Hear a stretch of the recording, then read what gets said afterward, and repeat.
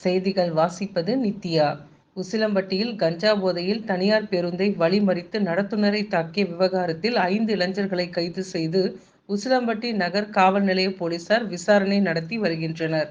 மதுரை மாவட்டம் உசிலம்பட்டி நகர் பகுதியான மதுரை ரோடு விநாயகர் கோவில் அருகில் தனியார் பேருந்தை வழிமறித்து அபே ஆட்டோவில் வந்த இளைஞர்கள் கஞ்சா போதையில் நடத்துனரை சராமரியாக தாக்கிய சிசிடிவி காட்சிகள் சமூக வலைதளங்களில் வைரலாகி பரபரப்பை ஏற்படுத்தியது.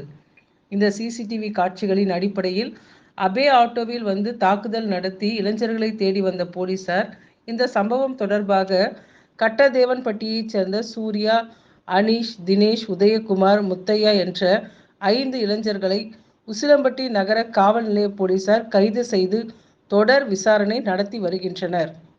போலீசார் நடத்திய முதற்கட்ட விசாரணையில் அன்றைய தினம் பூச்சிப்பட்டியில் சாலை விபத்தில் உயிரிழந்த நண்பரின் துக்க நிகழ்விற்கு சென்றுவிட்டு மீண்டும் சொந்த ஊர் திரும்பிக் கொண்டிருந்த போது தனியார் பேருந்தை முந்தி செல்வதில் ஏற்பட்ட தகராறு காரணமாக மீண்டும் உசிலம்பட்டி நகர் பகுதிக்கு வந்து வழிமறித்ததுடன் தட்டி கேட்ட நடத்துனரை தாக்கியதாக கூறியுள்ளனர்.